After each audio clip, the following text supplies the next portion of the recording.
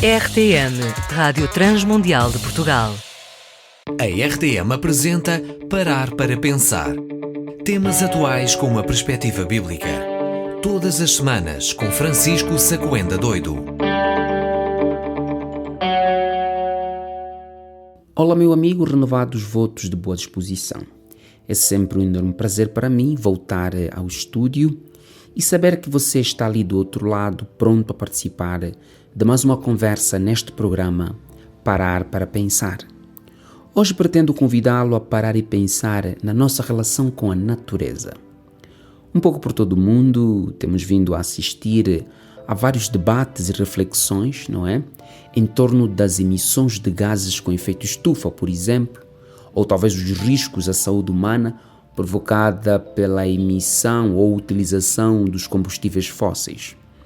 Muito recentemente, o recém-eleito presidente dos Estados Unidos oficializou então a saída dos Estados Unidos do Acordo de Paris, o que tem vindo a levantar muitas suspeições em torno da preocupação da humanidade em cuidar da sua casa, da Terra. Parece loucura, mas está acontecendo diante dos nossos olhos. O homem está destruindo a sua única casa, o planeta Terra.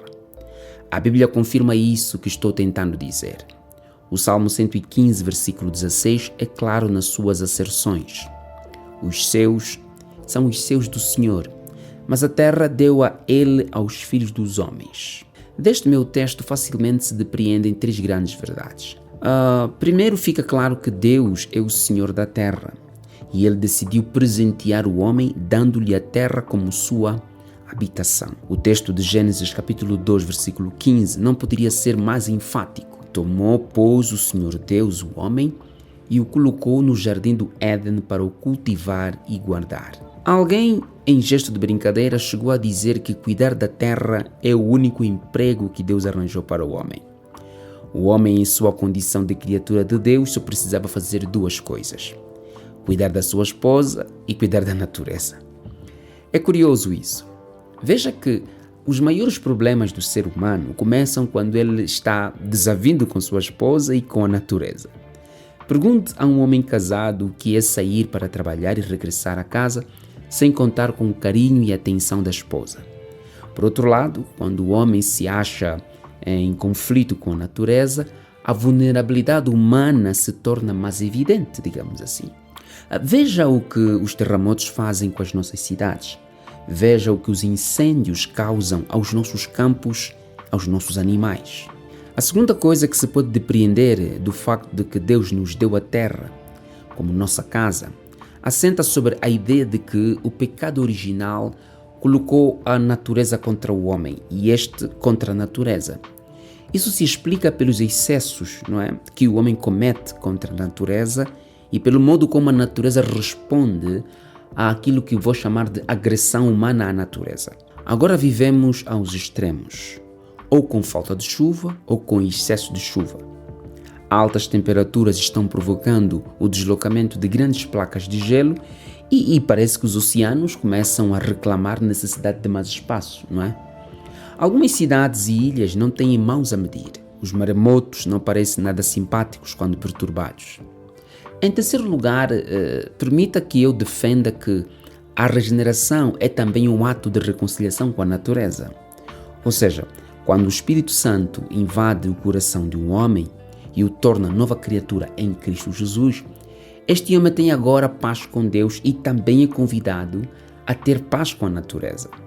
Isso significa que uma pessoa cristã, renovada por obra do Espírito Santo, procura também redefinir a sua relação com a natureza. Não se aceita que em pleno século XXI ainda existam países combatendo surtos de cólera, sarna ou febre tifoide. Isso prova que andamos desavindos com a natureza. A Europa e outros continentes mais industrializados precisam saber o que fazer com o lixo eletrônico. Nada estaremos fazendo se uma bateria de um carro elétrico chega a ser mais poluente do que um motor a gasóleo ou a gasolina. Não podemos trocar cavalo por lebre, como dizia um amigo meu. Como disse certo alguém também, precisamos de começar a falar de discipulado ecológico.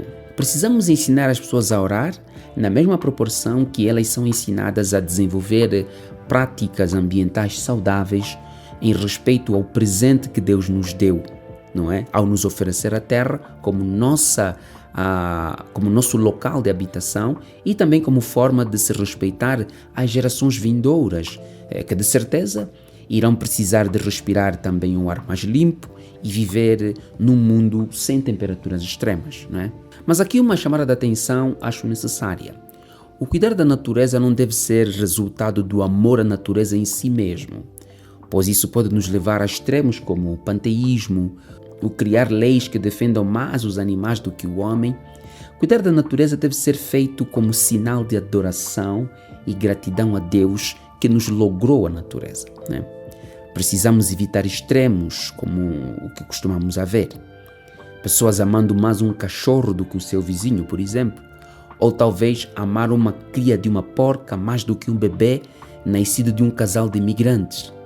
A afeição pela natureza não é um estilo de vida em si mesmo, mas é o reflexo de uma vida que aponta para o respeito de algo maior, a vida humana e o amor a Deus. O mesmo Deus que enviou seu Filho ao mundo também nos legou a natureza. Na parousia, ou seja, na vinda de Cristo, aguardamos por um novo céu e uma nova terra, onde habita justiça. Ou seja, a nossa condição de pecadores nos conduz a experimentar a saudade da perfeição e o nosso cuidado pela natureza é um ponto de retorno à condição de perfeição da qual nunca devíamos ter caído. Portanto, cuide da natureza e ela cuidará de si. Pense nisso, viva feliz com Jesus, fique com a bênção de Deus. Até a próxima edição. Apresentamos Parar para Pensar, um programa semanal com Francisco Sacoenda Doido. Este conteúdo está disponível nas principais plataformas digitais. RTM. Conhece todos os nossos programas em rtmportugal.org. Uma produção da Rádio Transmundial de Portugal.